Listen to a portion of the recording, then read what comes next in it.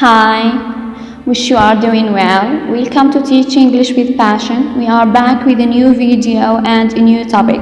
This time we're gonna talk about lesson planning. In this video we will look at the following points. Why is lesson planning important? What makes a good lesson plan? And most importantly, we will see how to design a reading lesson plan. Can't wait to see that. Let's get started then. A lesson plan represents a guide or an outline to the kind of teaching and learning that is to take place inside the classroom. While planning, the teacher makes in advance decisions about what to teach, how to teach, and the time for each assignment or activity. At this level, the teacher also anticipates any problems or unpleasant occurrences that may hinder the teaching-learning process, and he prepares the solutions beforehand. Lesson planning is very important because it keeps the teacher organized and allows for a smooth transition between the different stages of the lesson, helping in achieving the predefined objectives of that lesson. How can teachers plan more effectively, and what makes a good lesson plan? As a matter of fact, there are 5 key elements which constitute an effective lesson plan. These include: number 1, objectives; number 2, required materials or equipment; 3, sequencing; number 4, time; and the last one is assessment. Now, we're gonna explain briefly these 5 components of a good lesson plan.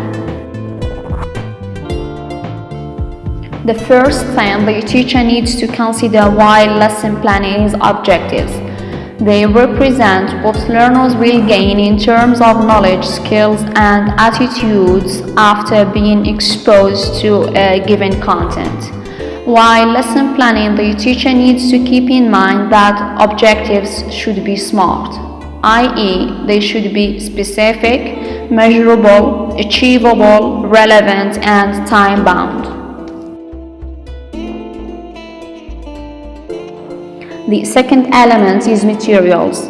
They refer to the resources and the aids the teacher uses to deliver the content.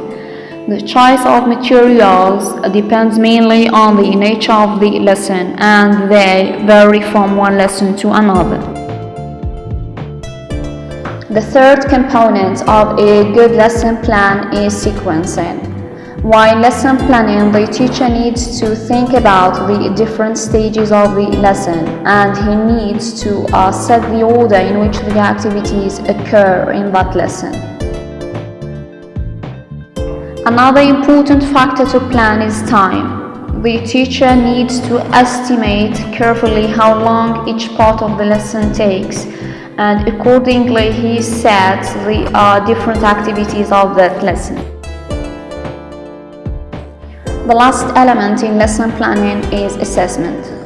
The teacher plans and sets certain criteria through which he can determine how successful the learning is and whether the objective of the lesson are met or no.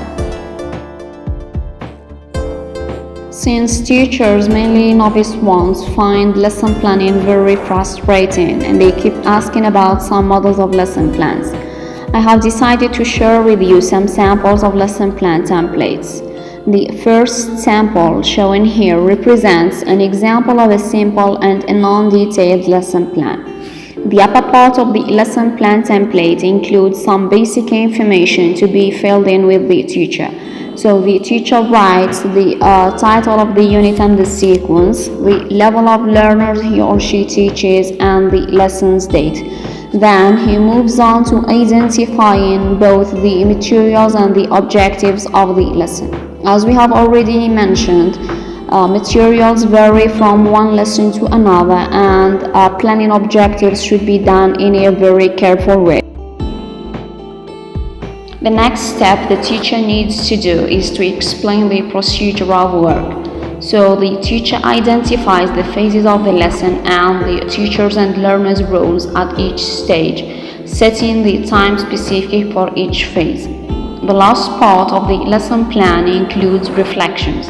They represent the teacher's remarks about what went good or wrong during the lesson. These remarks for sure are to be used in improving future classroom practices. For teachers who prefer detailed planning, I recommend using the second lesson plan template shown here. The second sample resembles the first sample in many aspects, but still it includes additional details. Time for practice. For the sake of facilitating things for teachers more and more, in this part I will share with you an example of a reading lesson plan. The lesson I have chosen is for third-year high school learners, Unit Safety First, Reading and Writing, and we will be working using the first lesson plan template, Sample 1, the one previously shown. Hopefully you find this useful. When writing a lesson plan, the teacher starts with completing the basic information found at the top of the lesson plan template. So he writes the title of the unit and the sequence, the level of learners, and the lesson's date. Then he moves on to identifying the materials he will be using and the objectives of the lesson. The next step in writing a lesson plan is to explain the different stages of the lesson. Since it is a reading lesson, the teacher uses the PDP framework, so the first phase is pre-reading. At this stage, the teacher brainstorms the topic using some pictures and questions to help learners guess the topic of the reading passage.